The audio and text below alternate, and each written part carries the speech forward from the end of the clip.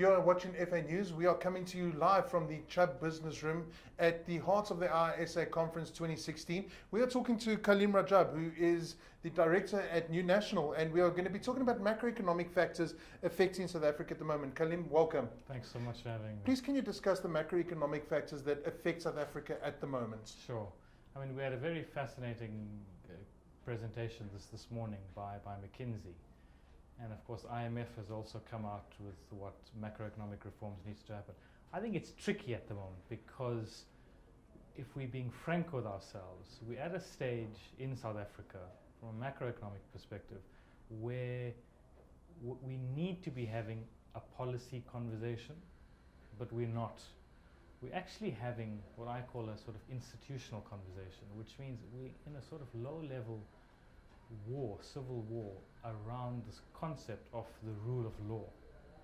I'm a trustee of the Helen Suzman Foundation, which is essentially an NGO which promotes liberal constitutional democracy, this idea that the Constitution has sovereignty. And at the moment, there are lots of cases where that concept is being put to the test about whether it's being abused or not. So I think if we have to link it back to insurance, business, financial services, insurance, banking, and the wider business community is looking for greater certainty from government that rule of law is being respected, that this primacy of constitutionalism, as opposed, if you just remember, the great move away from apartheid was a move, and the transition to democracy was a move away from a parliamentary sovereignty to a constitutional sovereignty. I think business is saying and thinking that that concept is under threat. Certainly something that we as the Helen Suzman Foundation are thinking about. So I think insurance industry is looking for greater certainty so that they can invest. They can invest in the infrastructure, build programs that is at the heart of things like the NDP, for example. They can invest in advanced manufacturing that again is at the heart of our recovery, which we've heard again today.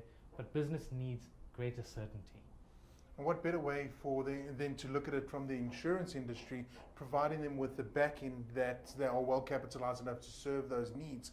Looking at the presentation this morning, we were wondering where we're going to find the jobs that's going to come up for the NDP and for the money, and we saw that this morning. Yeah. Do you think that there is political will for that to happen, and how can insurers play a role in doing that and pushing that forward?